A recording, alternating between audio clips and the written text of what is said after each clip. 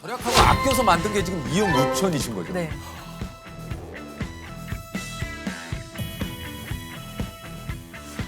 아이고, 안녕하세요. 안녕하세요.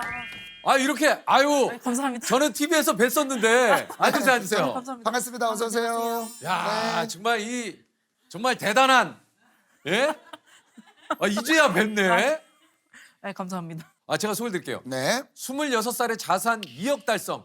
푼돈으로 목돈 만드는 짠테크의 초고수 곽지연 씨입니다. 예. 반갑습니다. 어서 오세요. 안녕하세요. 아, 지연 씨 소개를 좀 해주세요. 아, 네, 안녕하세요. 저는 4년 만에 1억, 그리고 2년 만에 또 1억을 모은 99년생 곽지연이라고 합니다. 반갑습니다. 대단하십니다, 진짜. 아, 감사합니다. 아니 그 제가 지금 얘기를 했지만 우리 조셉도 본 적이 있을 거예요. 생활의 달인에 나오셔가지고 제가 그거를 보고 야 어떻게 아니 저 가능할까?라고 했는데 이 좀 휴대폰 보여주시면서 통장 잔고를 그렇죠. 보여주거든. 네. 지금 저축과 절약만으로 24살에 1억을 모았다. 또 1억을 모아서 26살에 자산 2억을 만드신 우리 지연 씨입니다. 그러면 또 1년이 또 지났잖아요. 그 안에 또 변화가 좀 있었습니까? 지금 6천만 원을 더 모았어요. 아, 대단하시다. 아니 뭐 어디 그 안에 뭐 투자에 성공하신 거예요? 아니면 아, 더 열심히 모으고 아껴서 모았습니다. 그냥 내 스스로 절약하고 아껴서 만든 게 지금 2억 6천이신 거죠? 네. 돈 모으기에 어떻게 보면 이게 이 정도면 달인이라고 할 수 있을 진짜 만한데. 달인이시네. 24살에 1억 모으기까지 얼마나 걸리신 겁니까? 1억 모으기까지 정확하게 4년 2개월 걸렸습니다. 4년 2개월이요? 4년 2개월이면 1년에 거의 한 2,500만 원씩. 네, 맞아요. 아니 이게 저 지연 씨가 그 19살에 첫 직장 하면 이제 중소기업 사무보조원 일을 하셨었는데 월급이 되게 많거나 하는 그렇지는 않죠. 시기는 아니잖아요. 네네네. 근데 이게 1억을 4년 만에 모은다는 게 쉬운 일은 아니었을 텐데. 제가 첫 직장 다녔을 때만 해도 최저시급을 받았었거든요. 그때 월급이 거의 뭐 152만 원, 세금 떼면 152만 원 정도였었는데 그 월급을 3년 내내 받았었어요. 150을 가지고 네. 3년을요? 사실은 뭐 5년 안에 1억을 모으려면 한 달에 166만 원을 모아야 됐거든요. 네. 그렇죠. 그러면 제 월급 가지고는 사실은 부족해요. 안 안 되죠. 쓰고 모아도 사실은 부족한데 그렇죠. 네. 이거를 너무 모으고 싶은 거예요. 그래서 어떻게 해야 될까 했을 때는 우선 첫 번째는 안 쓰는 거, 그리고 더 버는 거. 그래서 저는 사실은 최저시급을 받을 때 아 그럼 나도 알바를 해보자 해서 호프집 알바를 했었고요. 일단 퇴근한 다음에 호프집으로 출근하셨고. 네, 맞아요. 그리고 제가 초등학교 때부터 햄스터를 키웠었거든요. 네. 그래서 쇼핑몰을 이용하면 진짜 조그마한 햄스터 간식을 주거든요. 뭐 어떤 식이냐면 진짜 조그마한 지퍼백에 햄스터 뭐 간식 호박씨 뭐 새알 넣고 뭐 스티커 붙이면 그게 이제 개당 10원 그렇게 받는 거예요. 아까 그러니까 그 손님들 상품. 네, 그러니까 거기 그 상품을 이제 만드는 일을 하셨구나 그렇죠. 알바로. 맞아요. 그러니까 간해수공업이네. 네, 맞아요. 예전에 인형 눈 붙이듯이 그렇죠. 뭐 봉투 풀 붙이듯이 그런 걸 하신 거예요. 네, 맞아요. 그 하나에 10원씩. 네. 그래서 맨날 집에 오면 이제 그거 계속 붙이고 있고 넣고 있고 엄마 나 이거 도와줘 하면서 열심히 하고 있었죠. 이런 알바를 해가지고 여윳돈으로 한 40만 원에서 80만 원. 네, 맞아요. 정말 많게는 거의 월급을 뛰어넘을 때도 있었고 지금 지연 씨가 얘기한 대로 또 이제 앱테크라고 해가지고 이게 요즘 그런 거 있다고 그러더라고요. 뭐 앱에 어떤 이런 것들이 그쵸, 쌓여가지고 포인트 모을 수 맞아요, 있고. 포인트가 맞아요. 좀 되고. 예. 이게 뭡니까 앱테크가? 진짜 쉽게 말하면 뭐 가입만 해도 3,000원 드립니다. 아니면 진짜? 뭐 설문조사만 해도 스타벅스 기프티콘 증정 이런 거 있잖아요. 그리고 심지어 뭐 추석 체크 하나 찍을 때마다 뭐 100포인트 저금하는 거 이런 거 모두 다 앱테크입니다. 이야. 만보기 뭐 출석 체크 설문조사 아니면 뭐 신청 뭐 아니 추천이 근데 뭐 이런 거 다 이거 했었어요. 아침에 일어나서 지금 할 게 너무 많은데? 그죠. 맨날 밤에 이제 12시 되기 전에 출석 체크 다 누르고 그랬었죠. 지연 씨 너무 바쁜데요? 그러니까 달인이신 거죠. 아니 그러니까 이게 달인이시. 이러면 이런 앱테크로 벌 수 있는 게 궁금해요. 한 달이면 이렇게 열심히 하면 얼마나 벌 수 있습니까? 저는 정말 못해도 2, 30만 원씩은 벌었었고 그리고 이게 뭐 물건이나 뭐 음식 같은 것도 뭐 금액으로 따지자면 그 이상이 되는 거죠. 저는 뭐 절약한다고 해서 밥이랑 뭐 김치만 먹지는 않거든요. 저는 뭐 갈비 뭐 스테이크 이런 것도 사 먹어요. 스테이크로. 나 먹을 거 다 네. 먹어요. 먹어요. 다 먹어요. 나 뭐 다 먹어요. 예. 제가 월급이 150만 원인데 정말 많게는 뭐 270만 원까지 수익을 얻은 적도 있었어요. 그러면 이거를 알바를 하고 물론 내가 잠을 줄여서 한 일이긴 합니다만 내가 쓰는 돈이 거의 없었단 얘긴데요. 맞아요. 뭐 한 달에 30만 원, 20만 원 정도로 어? 살았습니다. 생활비를요? 네. 아니 네. 휴대폰비만 해도 핸드폰비 같은 경우에는 알뜰폰을 썼어요. 알뜰폰이 모르시는 분들 있으니까 설명을 드리면 알뜰폰은 뭐 거기도 업체가 많다 보니까 경쟁을 많이 하거든요. 그래서 뭐 프로모션 같은 게 있어요. 뭐 예를 들면 데이터 뭐 5기가에 문자 뭐 100분, 통화 100건. 이거를 원래 돈은 2만 원인데 이거를 뭐 11개월간 110원에 쓰게 해주겠다. 110원? 네, 달에 110원이요? 그쵸. 네. 11개월간 110원에 쓰게 해줄게. 11개월에 110원이면 2,000원이 안 되네. 그쵸. 1,200원? 그쵸. 그렇게 되죠. 진짜 싸게 쓰면서 3기가만 쓸 건지 아니면 980원, 990원 주면서 6기가 넉넉하게 쓸 건지 고민을 한번 해보려고 해요. 그러니까 수도세 아끼라고 양치 세수할 때 물을 받아놓고 쓰고 가스비 아끼려고 이제 한겨울에도 13도로 맞춰놨다고요. 그쵸. 가스비, 보일러비는 미친 듯이 나오더라고요. 정말 나 별로 따뜻하게 안 지냈는데도 막 4만 5천 원 이렇게 나오니까 눈이 이렇게 돌더라고요. 동파가 되면 안 되니까 뭐 13도, 뭐 8도 이 정도만 맞춰놓고 저는 이제 양말 신고 뭐 옷 두꺼운 거 입고 이불 2겹 덮고 이렇게 잤던. 이야. 근데 그때가 진짜 너무 추웠었는데 어떻게 지냈냐면 우선은 껴입어도 안 되니까 페트병에 뜨거운 물을 담고 그거를 안고 잤습니다. 사실은 보일러 그 틀면 끝나는 건데 그놈의 그 자존심이 뭐라고 진짜 틀기 싫더라고요. 보통 우리가 살아갈 때 의식주에 돈을 많이 쓰잖아요. 그러면 의는 어떻게 하세요? 옷은?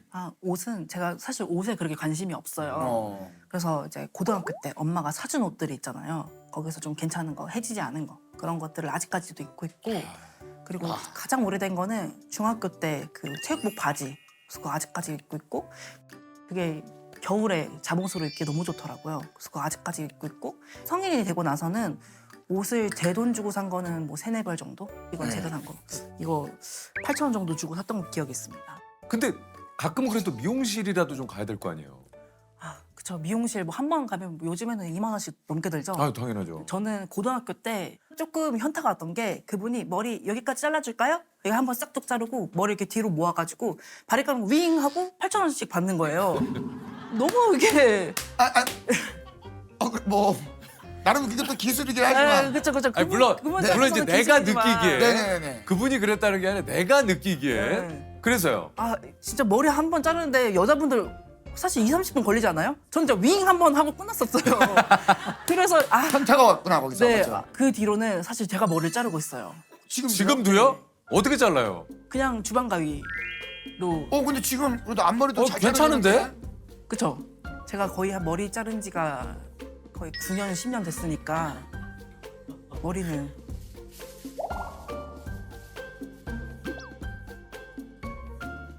이게 이제 지연 씨가 이때부터 또 적금 드는 방식도 굉장히 좀 남달랐다고 합니다.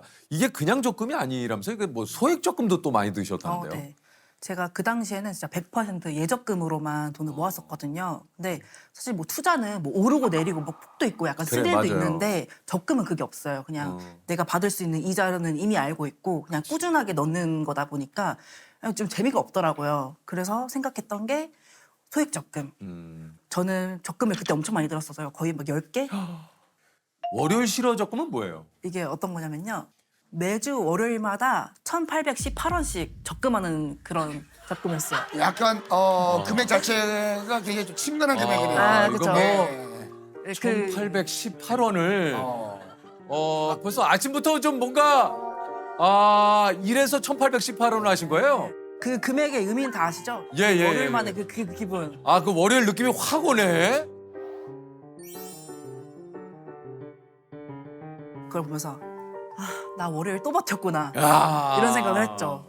이게 소비 멈춰 적금은 뭐예요? 이거는 대단하시네. 제가 막 뭐 사고 싶은 게 있을 수 있잖아요. 어. 뭐 예를 들면 뭐 길거리 뭐 호떡을 먹고 싶어요. 당연히 먹고 싶지. 호떡 뭐 하나에 뭐 5,000원씩 하잖아요. 그래요. 근데 그게 이제 너무 아까운 거죠. 그러면 이걸 만약에 이걸 안 사고 참는다. 그러면 이 5,000원을 그 적금에 넣는 거예요.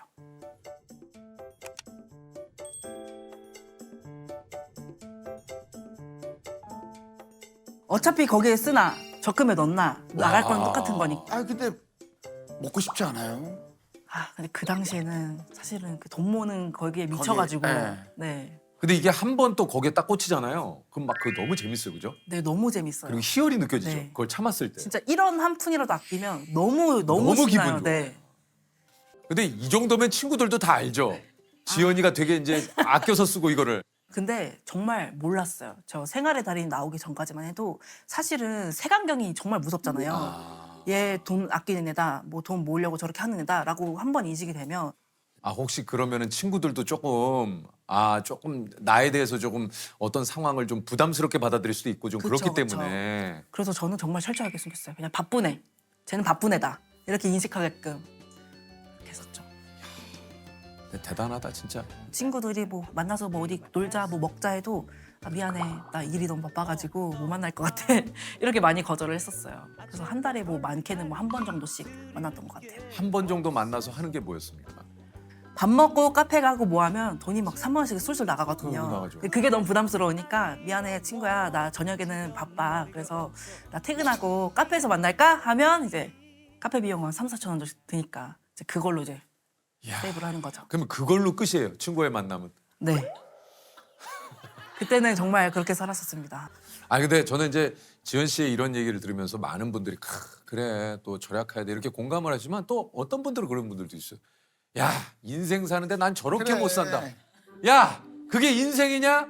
뭐 이런 분이 있을진 모르겠습니다. 하지만 이거는 선택 사항이기 때문에. 이건 당연하죠. 그냥 지연 씨가 내가 네. 지금 이렇게 살면서 행복하니까 그렇잖아요. 그렇죠.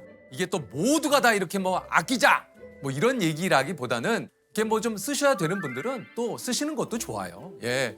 아니 어쨌든 이렇게 열심히 모으다가 이직을 하면서 생활이 완전 바뀌었다고요. 네. 예. 제가 그 최저시급 3년째 받던 그 첫 직장. 제가 기술이 있는 것도 아니고 거기 가봤자 뭐 세금 계산서 떼어주세요 하면 그거 정도 해주고 뭐 근태 정도 뭐 그런 것만 관리를 하니까 거기가 이제 코로나 타격이 좀 심해서 네. 저는 잘리게 된 거예요. 지연 씨만. 네, 저만. 사실 저를 그렇게 좋게 보진 않았어요. 왜냐면 네, 지연 씨도 그걸 알고 있었어요. 당연히 알죠. 알지만 버틴 거죠. 느낌이 있잖아요. 알지만 맞죠? 지연 씨 꾹 참은 거예요. 네. 이놈의 회사 내가 때려치고 내가 그래서 월요일 이거 1,818원 그냥 월요일이라서가 아니구나. 열이 받았었어. 뭔가 나를 반기지 않는 느낌이 들었군요. 왜냐면 보통은 이게 회사면 뭐 연말이나 연초에 연봉 협상을 하잖아요. 그렇지. 저는 정말 당연하다는 듯이 쟤는 올려줄 거 없다 이렇게 말씀하셨거든요. 어깨 이렇게 밀치고 이마 밀치고 이런 것도 당했었거든요. 그냥 전 정말 잘못한 게 없었어요. 네. 그때는 너무 어려서 뭐 얘기를 그때 웃었어요 사실은 그냥 네 죄송합니다 이렇게 했는데 결국에는 뭐 사실은 필요한 사람이 버티는 거잖아요. 그래서 버티고 버티다가 결국엔 저는 잘리게 된 거죠. 그럼 어떻게 됐습니까? 그 이후로. 사실 그래서 좀 걱정을 했었어요. 저는 당장 그치. 내 목표가 있는데 월급이 그렇게 끊겨버리면 큰일 나죠. 네, 그래서 좀 수소문하니까 햄스터 쇼핑몰 대전에 좀 큰 쇼핑몰이 있어서 제가 연락을 했었죠. 거기에. 당장 대전에 가가지고 면접을 봤었고 그러면 오셔라고 해서 거기를 이제 들어가게 된 거예요. 근데 월급은 그 전에 있던 회사보다는 훨씬 그죠? 그래도 그쵸, 좀. 그쵸. 다행이다.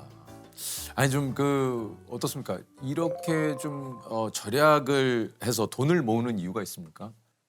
제가 초등학교 2학년 때 저희 아버지가 화병에 걸리신 거예요. 이게 잘 저도 사실 잘 모르는데 저희 아빠의 그 증상을 얘기를 드리면 화를 주체할 수 없다? 진짜 가만히 계시다가도 막 소리 지르시고 막 물건 부시고 그리고 물론 저희한테도 손짓을 많이 하시고 그런 상태였었어요. 그러다 보니까 뭐 회사도 누가 기분 나쁘게 해서 기분 나빠서 안 갈래 해서 막 두세 번 안 가신 적도 있었거든요. 그래서 결국엔 저희 아버지가 잘리셨어요. 갑자기 회사에서 잘리게 되니까 저희 엄마가 저희를 먹여 살려야 되는 거예요.